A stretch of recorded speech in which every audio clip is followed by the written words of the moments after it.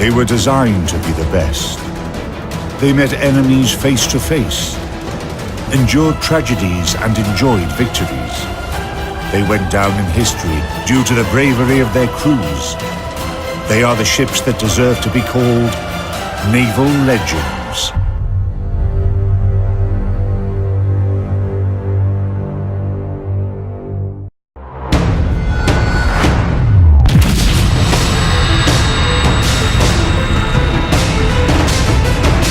In this episode, Battleship New Jersey, the most decorated ship of the US Navy.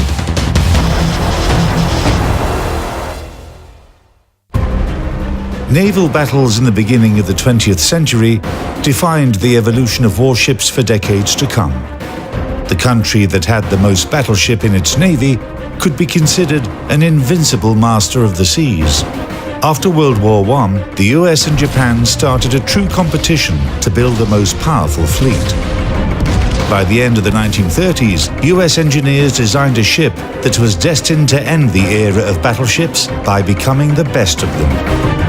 The necessity of building new ships was caused by the Japanese assault on China in 1937. All the leading countries of the world realized that war would break out sooner or later. During these combat actions, the Americans somehow learned that the Japanese had heavy cruisers with powerful artillery armament. How could they oppose these ships? A decision was made to build battleships with specific armament and speed. In 1939, the General Council of the US Navy approved the project for a new battleship that was able to reach a speed of 33 knots. The main ship of a new class named USS Iowa was laid down in June 1940.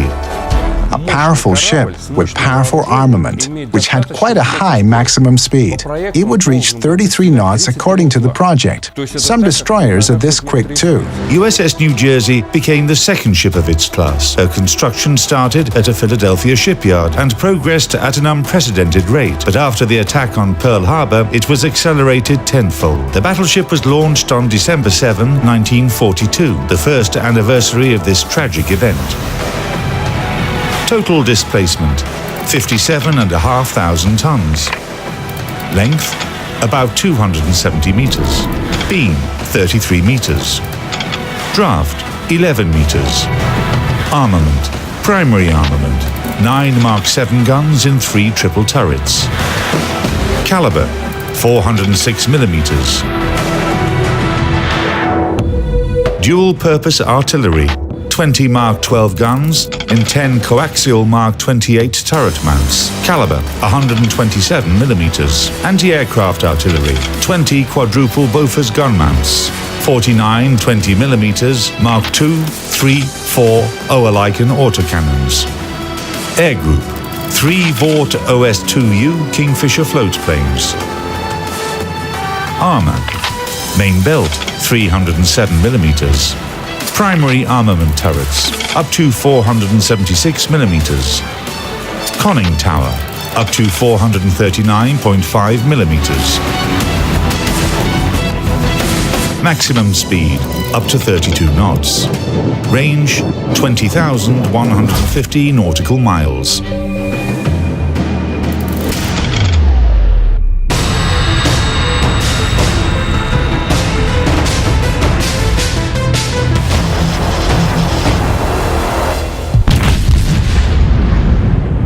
The 16-inch rifles on the Iowas were pretty much the epitome of naval gunnery.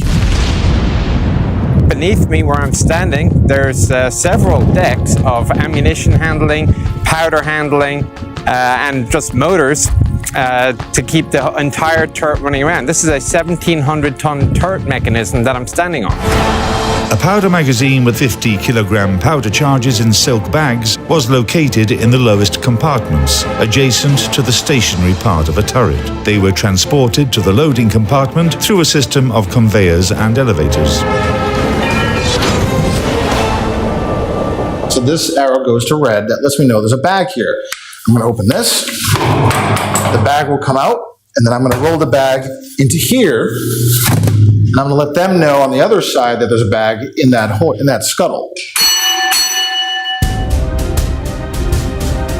The sailors here would stay here, and the sailors in there would stay in there. But let me show you how all this works.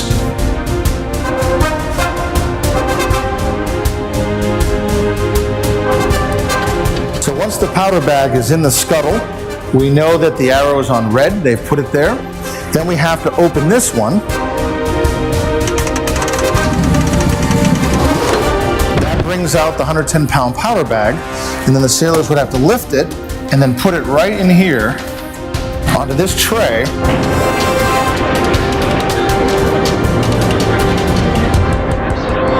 Three bags here, 3 bags here. This is the elevator car right in here. When the elevator car came down, they would push in all 6 bags into the elevator car, and then the car would bring the bags up to the gun house so they could be put into the rifle. Munitions themselves can vary in design, usually depending on the size of the ammunition. So 16-inch shells, similar to this, you could not have a single cartridge of that size. It would just be too heavy, too unwieldy. As it is, these things are pretty much a ton in weight. So you have to load the projectiles separately to the propellants. First of all, a shell should have been inserted into the gun barrel. Shells were stored in a 2-storied annular magazine inside the turret's barbette. A separate hoist was used to feed them. Normally be slid over to the hoist. Once it's placed in there, a hoist operator would use this handle, pushing it all the way over, causing the projectile to go up.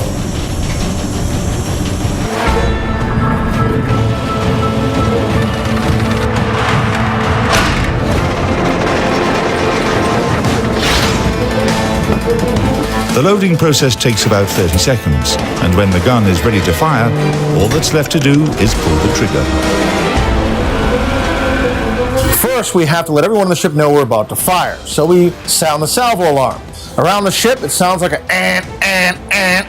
Down here, it's a bell. And then we're ready to fire. This is the manual trigger right here. Once this is pulled, the guns are fired.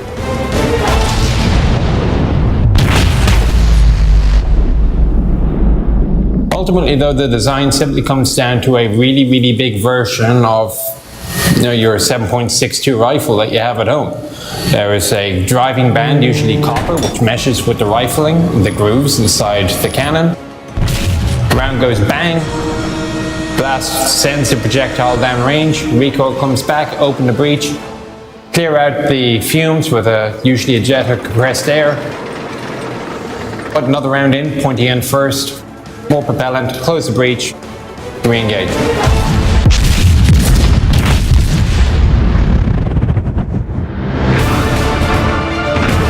Mark 7 guns installed on New Jersey were considerably more powerful than the previous model, Mark 6. They had the same diameter of 406 millimeters, but the barrel of Mark 7 guns was longer, which increased the muzzle velocity of shells and, accordingly, its destructive potential.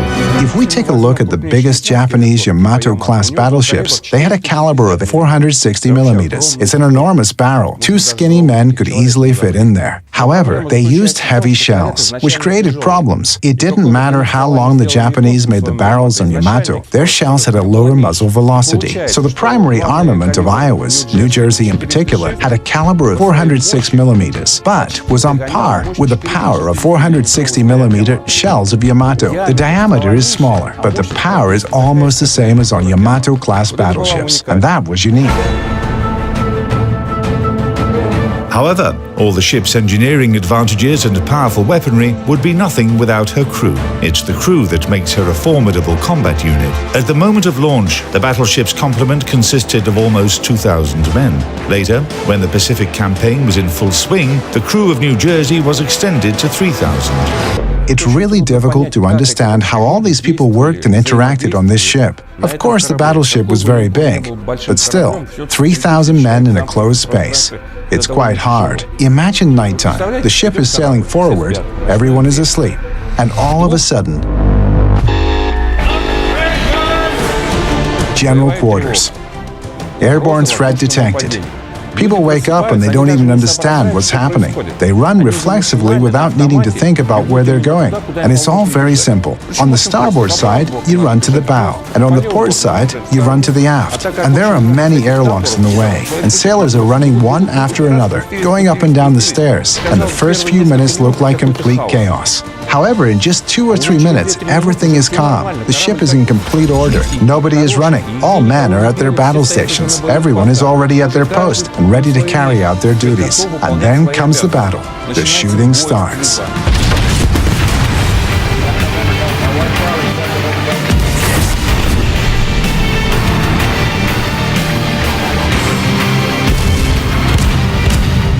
You have to stay at your battle station until you receive the order to leave it. If there is no such order, you have to fight, shoot, and hold your position. And all 3,000 men know this drill. That's a battleship for you.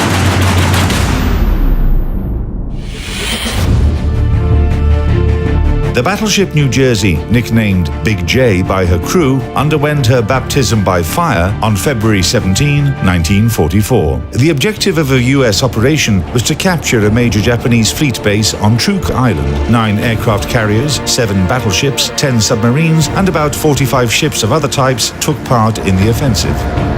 When any major combat formations are on the move, an avant-garde is always assigned. The advance guard, screening, reconnaissance, and so on. 2 battleships were assigned on the avant-garde. Those were Iowa and New Jersey.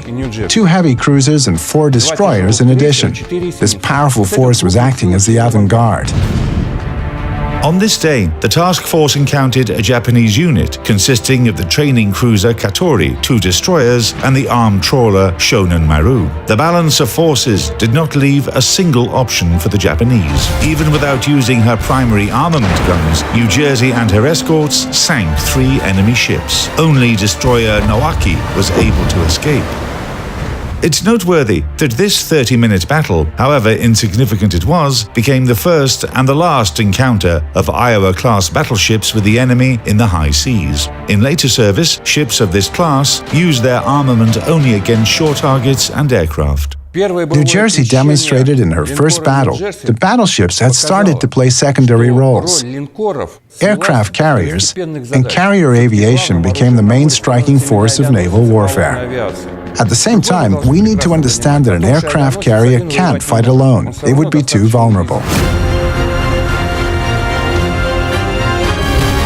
Battleships became reliable cover for aircraft carriers. Thanks to their excellent seagoing capabilities, they formed an integral battle complex with aircraft carriers. New Jersey had to use all of her anti-aircraft armament to fight off enemy planes multiple times whilst protecting Allied ships.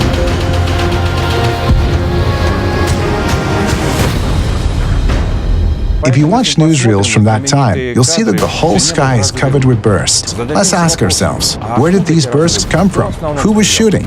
It was battleships that provided the main protection against the airborne threat. They took positions around carrier task forces, or were assigned to separate tactical groups in the main direction, and that became their primary objective.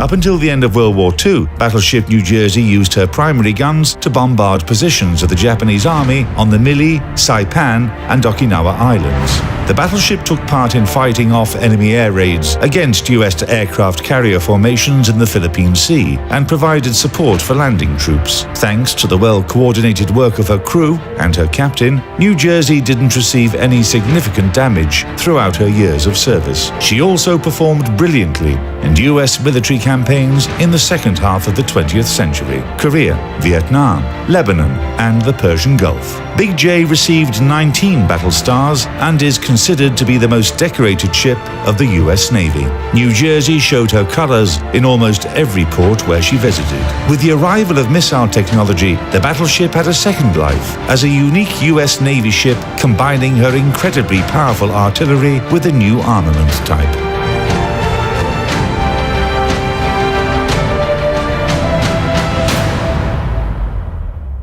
The Iowa-class battleships have a unique fate. They began service in 1944 and were officially decommissioned by the U.S. Navy in only 2012. Battleship New Jersey stands out a little in this respect. For example, Iowa, Wisconsin, and Missouri participated in approximately 4 wars, while New Jersey managed to distinguish herself during the Vietnam War as well.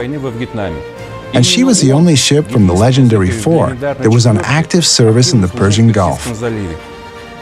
Battleship New Jersey is a museum now, and there are few ships as deserving as her. She is the pride of the American people.